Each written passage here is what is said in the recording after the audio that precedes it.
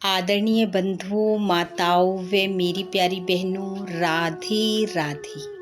आपका हमारे YouTube channel पर बहुत बहुत स्वागत है।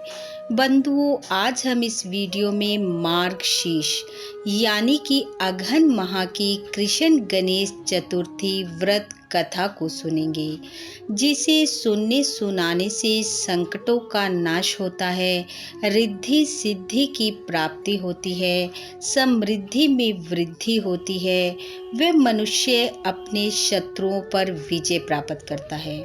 कथा सुनने के बाद यदि आप हमारे चैनल पर नए हैं तो कृपया हमारे चैनल को सब्सक्राइब करें, बेल आइकन को प्रेस करें ताकि हमारी वीडियो के नोटिफिकेशन सबसे पहले आप तक पहुंचे। वीडियो को शेयर व लाइक भी जरूर करें। पार्वती जी ने गणेश जी से पूछा, अघन कृष्ण चतुर्थी संकटा चतुर्थी कहलाती है। इस दिन किस गणेश जी की पूजा किस रीति से करनी चाहिए? गणेश जी ने उत्तर दिया, हे हिमालय नंदिनी, अघन कृष्ण संकटा चतुर्थी के दिन स्नान आदि कार्यों से निवृत्त हो गजानन नामक गणेश की पूजा करनी चाहिए। सर्वप्रथम सोने, चांदी अथवा मिट्टी से बनी गणेश प्रतिमा को गंगा जल से स्नान करवाकर वस्त्र धारण करवाने चाहिए। फिर रोली मोली, गुड़, चावल, लौंग, इलायची, सुपारी, दुर्वा, पान, फूल, फल से गजानन गणेश की पूजा करनी चाहिए। पूजन के बाद अर्घ देना चाहिए। दिन भर व्रत रहकर संध्या के समय ब्राह्मणों को भोजन कराकर जौ, तिल, चावल, चीनी और घृत का शाकला बनाकर हवन करावें तो वह अपने शत्रु को वशीभूत कर सकता है। गणेश जी बोले, हे माता, इस संबंध में हम तुम्हें एक प्राचीन इतिहास सुनाते हैं। प्राचीन काल में त्रेता युग में दशरथ नामक एक प्रतापी राजा हो चुके हैं। वे राजा आखेट प्रिय थे। एक बार अनजाने में ही उन्होंने श्रवण कुमार नामक ब्राह्मण का आखेट में वध कर दिया। उस ब्राह्मण के अंधे माँ बाप ने राजा को शाप दिया कि जिस प्रकार हम लोग पुत्र शोक में मर रहे हैं, उसी भांति तुम्हारा भी पुत्र शोक में मरण होगा। इससे राजा को बहुत चिंता हुई। उन्होंने पुत्रेष्टि यज्ञ करवाया। फलस्वरूप जगदीश्वर श्री राम ने पुत्र रूप में उनके घर अवतार लिया। भगवती लक्ष्मी जानकी के रूप में अवतरित हुई। पिता की आज्ञा पाकर भगवान राम ने सीता और लक्ष्मण जी के साथ वन में खरदूषण आदि राक्षसों का वध किया। इससे क्रोधित होकर लोगों को रुलाने वाले रावण ने सीता जी का अपहरण कर लिया। सीता जी के वियोग में भगवान रामचंद्र ने पंचवटी का त्याग कर दिया और ऋषि मुख पर्वत पर पहुंचकर सुग्रीव के साथ मित्रता की। तत्पश्चात सीता जी की खोज में हनुमान आदि वानर तत्पर हुए। ढूंढते ढूंढते वानरों ने गिद्धराज संपाति को देखा। इन वानरों को देखकर संपाति ने पूछा कि तुम लोग कौन हो? इस वन में कैसे आए हो? तुम्हें किसने भेजा है?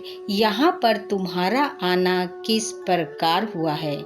संपाति की बात सुनकर वानरों ने उत्तर दिया कि भगवान विष्णु के अवतार दशरथ नंदन राम जी सीता और लक्ष्मण जी के साथ दंडक वन में आए हैं। वहां पर उनकी पत्नी सीता जी का अपहरण कर लिया गया है। हे मित्र, इस बात को हम लोग नहीं जानते हैं कि सीता कहाँ है।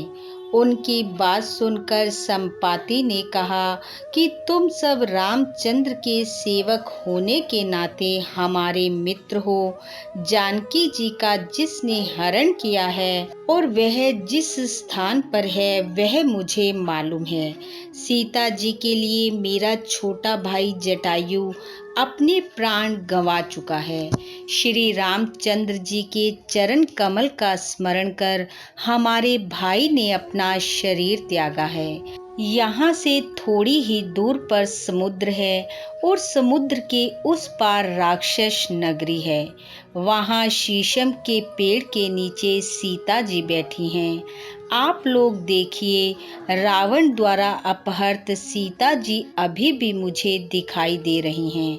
मैं आपसे सत्य कह रहा हूँ कि सभी वानरों में हनुमान जी अत्यंत पराक्रमशाली हैं, अतः उन्हें वहां जाना चाहिए। केवल हनुमान जी ही अपने पराक्रम से समुद्र लांघ सकते हैं, अन्य कोई भी इस कार्य में समर्थ नहीं है। संपाति की बात सुनकर हनुमान जी ने पूछा कि हे संपाति, समुद्र को मैं किस प्रकार पार कर सकता हूँ?